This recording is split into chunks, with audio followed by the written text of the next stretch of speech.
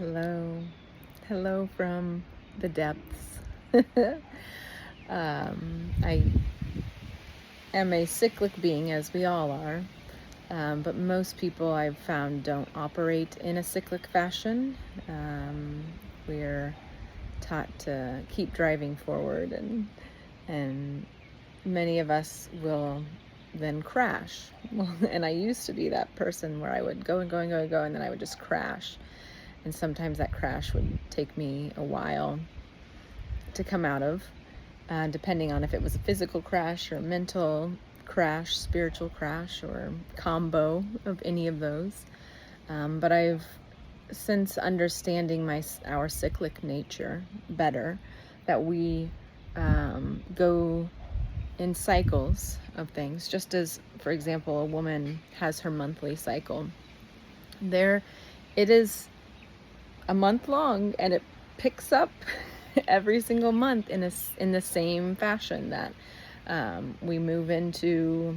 I can't give you all the breakdowns because I'm not that doctor, but simply put, we have a moment where the egg is released from the ovaries and moves towards the uterus. The whole way in to that journey that the egg is making,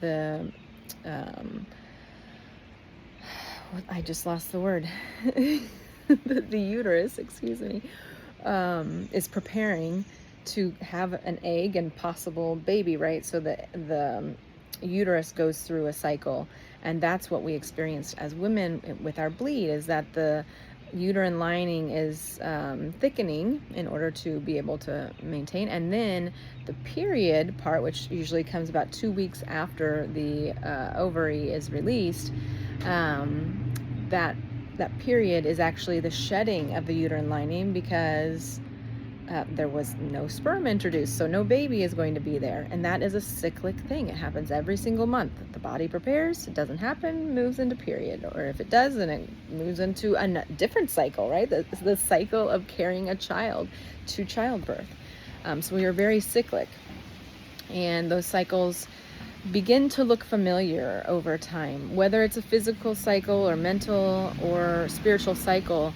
If we pay attention to ourselves and to what's happening in our body, and or in our minds. For example, because I am a woman and I have my cycles, I've read more about them to understand them, and I've had women in my life, my elders, who have taught me a bit about my cycle, for me to understand that when the uterine lining is thickening, that third week, actually, we crave more carbs and like foods to make us feel grounded, or sort of like going into a winter space of like taking in extra food. We may or may not be preparing a new body, right? So my body in week 3 is like, okay, let's eat extra. We may be carrying something here. And then when the period happens and that uterine lining does shed, then the body's like, okay, we didn't need to eat all that. Or it goes into the next phase of the cycle, right? Which is all hormones and everything. We are very complicated beings. And yet, there is such a beautiful science and reliability on our bodies, is knowing pretty much what to expect. And that's how I've gotten in my day-to-day life, of knowing where I'm at, having experienced it before. That's the beauty of my 40s, is like, I know some shit. Now I've been through some shit, so I know what's coming around the corner.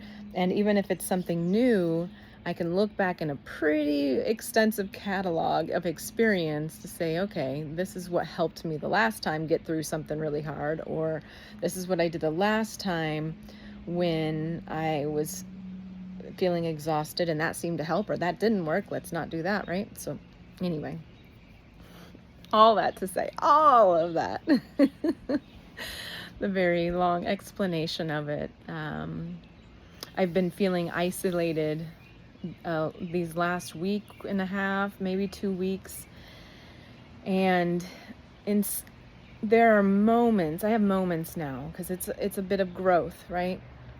when I would first be isolated, it would be very emotional for me, and I would crave the company of somebody else, or feel like I need to reach out to somebody and ask them their thoughts about it, or am I okay? Is this okay? But now that I know this about myself, I'm like, this is an isolation period. What can I do with my time? If I need this space, and let me tell you, this is also part of the spiritual beings that we are, in being connected, in right relationship with God. For me, I recognize when God is taking me through something for growth, because I ask for these things. I'm like, God, continue to prepare me. Help me to be present and be the best person I can be for my son, for the people around me, for myself. May I make the most of this life that I've been given. May I be of service. This is leadership talk here.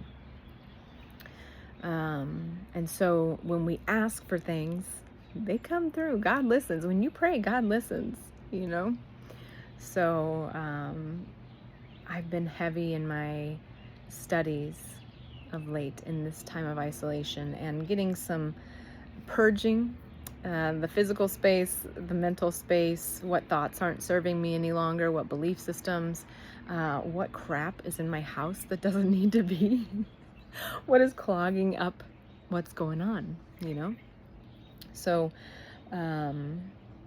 I'm now embracing these cycles as they come.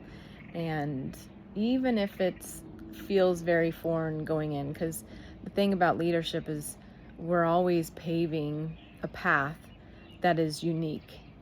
Even if we have mentors and they did it this way, and so we're going to do it this way, it's still our own unique path. And so when it comes, it can be confusing at first. We don't always know where we're going. I was reminded yesterday in a conversation that I lean into mystery and find I'm curious about the unknown, not scared, curious. I've been through a lot of scary things, and I've always come out the other side. And in going through so much scary stuff, you start to find a curiosity about it, like, okay, I'm good at this. What is here? What more is here in the scary, in the unknown, right? So that's sort of how I made the leap from scary to unknown, to the mystery of it. But yes, as a leader, there is isolation that is required. And I'm curious if that's something that others have been experiencing. I'm curious if you've experienced that of late. I have a few friends who I see as soul family, and we often go through similar experiences at the same time, around the same time period. Also part of the cyclic nature in that we are in our connection. Like, as I go through a cycle, somebody else is going through a cycle. It's amazing. Women are amazing. I mean, women, the cycle, all of it. Coming back around to the period, because I know you men want to hear more about it. But real talk. When women are either living together or in close relationship with one another, hanging out enough, our cycles will come in sync, y'all. It is amazing.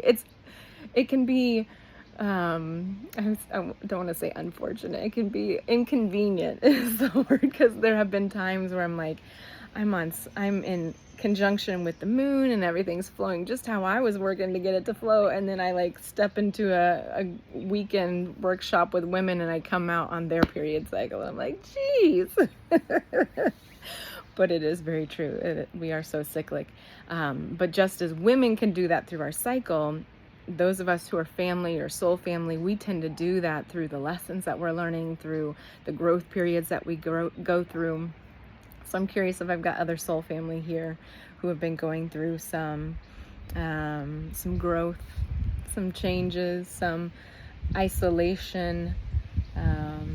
And if you feel akin to any of this, if you're resonating with this, I'll remind you to look and see what it is that you can gain in this moment. What is this here to give you, or to teach you, or to prepare you for? Some of my hardest times, I've gained the most courage, or the most strength, the most patience, the most forgiveness, most compassion for myself. Oh my gosh, some of these times that I'm with myself experiencing things, I'm like, wow, yeah, I'm gonna have compassion for you, girl. You're going through it.